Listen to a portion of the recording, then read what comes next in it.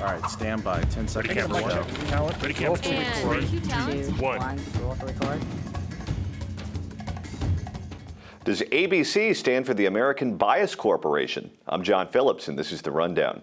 ABC News is in crisis after their chief Washington correspondent, George Stephanopoulos, failed to disclose his ties to the Clinton Foundation and donations totaling $75,000 prior to reporting on it. Stephanopoulos has apologized a couple of times and admits that he should have avoided the, quote, appearance of conflict. Now I want to address some news you may have seen about me. Over the last several years, I've made substantial donations to dozens of charities, including the Clinton Global Foundation. Those donations were a matter of public record, but I should have made additional disclosures on air when we covered the foundation. And I now believe that directing personal donations to that foundation was a mistake. Even though I made them strictly to support work done to stop the spread of AIDS, help children, and protect the environment in poor countries, I should have gone the extra mile to avoid even the appearance of a conflict. I apologize to all of you for failing to do that. We'll be right back. He's also out as the moderator of a planned GOP debate, but according to Clinton Cash author Peter Schweitzer, they haven't yet scratched the surface of how involved with the foundation he actually is. Get this, spending a lot of his personal time as a featured attendee at their events in addition to donating $25,000 a year. And he can afford it. The New York Post is reporting that he just re-signed with ABC last year for $105 million. There's also a clear double standard. Geraldo Rivera says that back when he was fired from ABC News, the official reason they cited was failure to disclose a $200 donation in a nonpartisan mayor's race that he wasn't even covering on air. If those are the rules, then Stephanopoulos should be toast, just like the man, the myth, the mustache. But he's not. Here's the deal. Stephanopoulos is now and always has been a wholly owned subsidiary of the Clinton political machine. But he and ABC somehow managed to successfully just pretend that he's an unbiased journalist until now. And this couldn't come at a worse time for network news. Even before the Brian Williams disaster at NBC, public trust in television news has plunged in recent years from 46% in 1993 to just 18% in 2014. That's according to a Gallup poll. So, will Stephanopoulos survive at ABC? Will public trust in network news fall even further as a result of this scandal? And most importantly of all, how do we get overt left-wing bias out of political reporting? To explore these questions and much, much more, we're joined by stand-up comic and PJTV contributor Stephen Cruiser. And right next to him, in for Scott Ott, is Fox 11 anchor and reporter Lauren Sivan. So, Lauren, let's start with you on this, because I, for one, hope that Stephanopoulos loses his job just so I never have to spell his name again. But should he lose his job for legitimate reasons, too? I don't see this as a Stephanopoulos problem. I see this as an ABC News problem.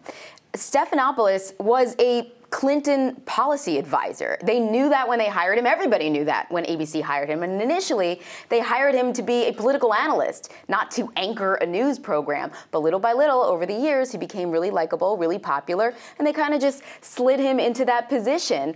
But he's right. I mean, yeah, maybe he should have made it more made the public more aware that what he donates to, but I don't think anyone was shocked where he came from, where his bias lies, and the fact that, he's been pretending to be a news correspondent or a news anchor this whole time, that's ABC's fault, not his fault. Who's not going to take a $105 million contract?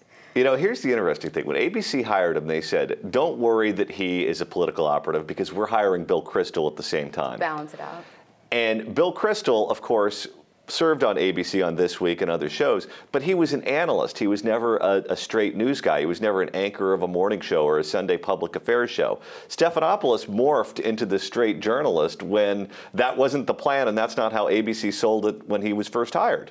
Well, this is a dance we've been doing since the 1960s, though. When was it ABC or NBC? I don't remember. NBC, I believe, hired Pierre Salinger, who was Kennedy's press secretary. First, they had him cover the Olympics. That's all he was going to do. Just going to cover the Olympics. And then suddenly he morphed into a news correspondent. So this is something that's been going on for 50 years now that some of us have been complaining about the entire time. This revolving door between Democratic administrations and network news. And that's the real problem. You might have Joe Scarborough over at MSNBC, but the network news people, they hire people from Democratic administrations. Well, it happens on both sides, too. I mean, you have Dana Perino on Fox News Channel Yes. right now, and she was a press secretary too. But you don't see her, anchoring a debate or hosting a news program, and she doesn't pretend to be a journalist. I think that's the difference here, right? What's shocking to me is this guy was a hardcore political operative, and then they put him into GMA, and that's a happy, chirpy morning show. That's where you bake the souffles and you have the concerts in the park.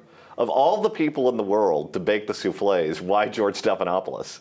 Because he wants to bake bias into those souffles, John. That's why. Well, I think they didn't realize what they stumbled on. I guess he's really likable. He came across great on TV. He really connected with that female demo. He really did. Put that picture of him back up there. George Stephanopoulos on ABC, where he's making the apology, if we could. Look at that. Every time he's on there, he looks like he's sitting on a stack of phone books. Right, he's Especially adorable. next to he's Robin Roberts. Non-threatening. What's wrong? I don't know.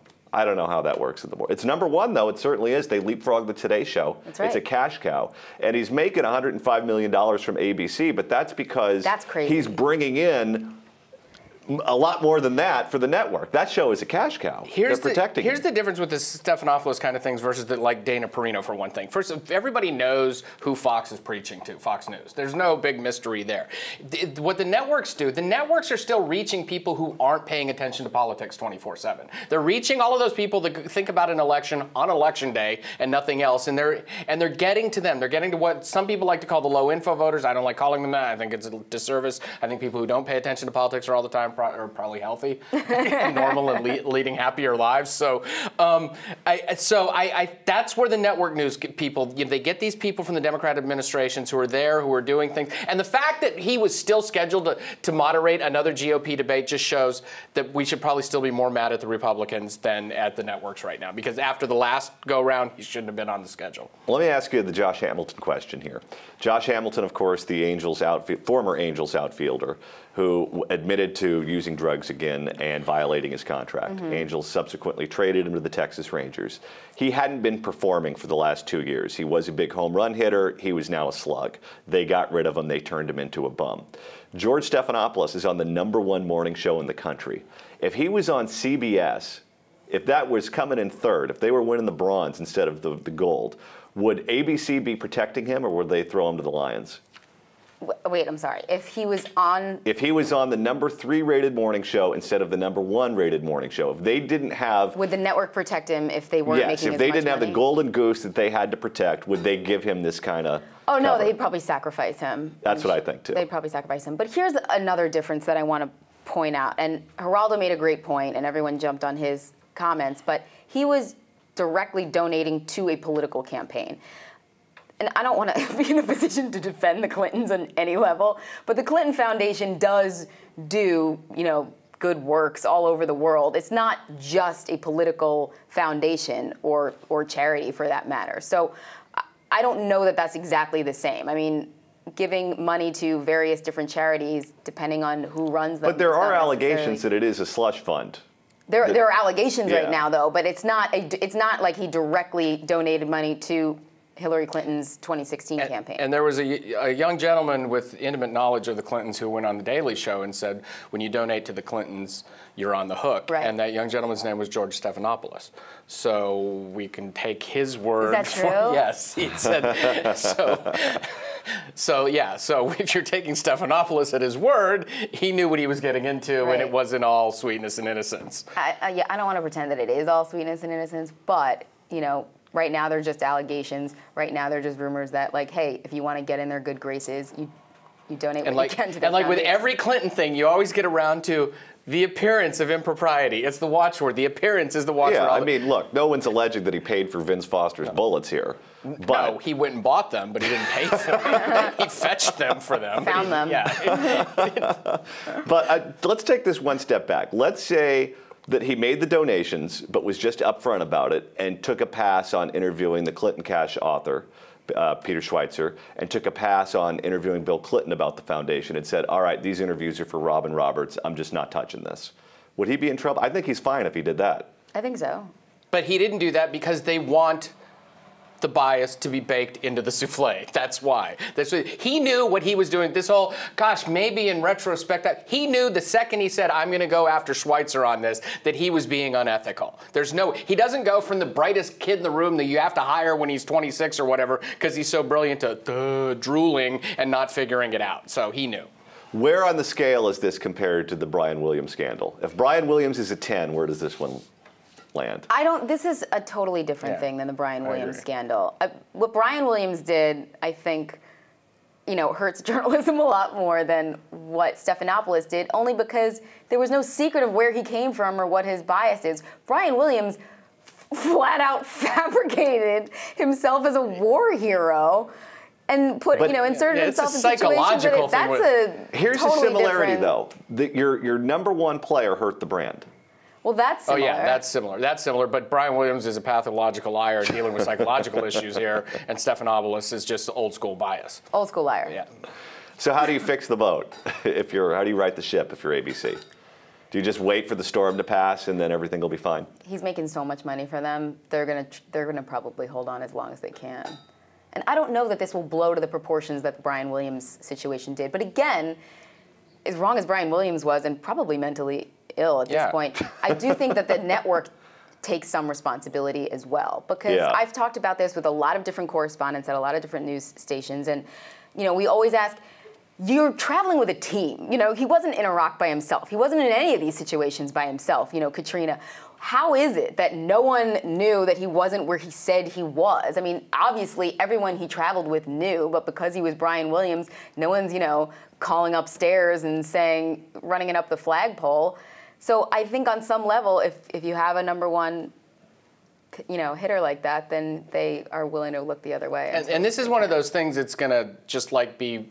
All of the outrage is mostly on a certain side of the aisle right now. I don't think anybody on the other side is really calling them out right now. It's getting some air, it's getting some press, but I think with every other Clinton thing, because it's just the appearance and you can't really prove anything, and gosh, they do the good work too, and by the time they prove it's a slush fund, it'll be January 2017, and we're all screwed anyway. How great would it be if Brian Williams was the last guest on Letterman and he admitted to killing Nicole Brown Simpson and Ron Goldman? Or... I had a better one. Not a better one. That was good. I'm going to leave it at that. I had another one, but I liked that one, so I'm going to leave it at that. We've gotten so dark so fast. I could have said the Lindbergh baby. That's all the time we have for today, but now it's your turn. Will George Stephanopoulos survive at ABC? And do you have any faith that you can get unbiased truth anywhere besides here at PJTV? Tell us what you think in the comment section below. I'm John Phillips. Thanks so much for watching The Rundown.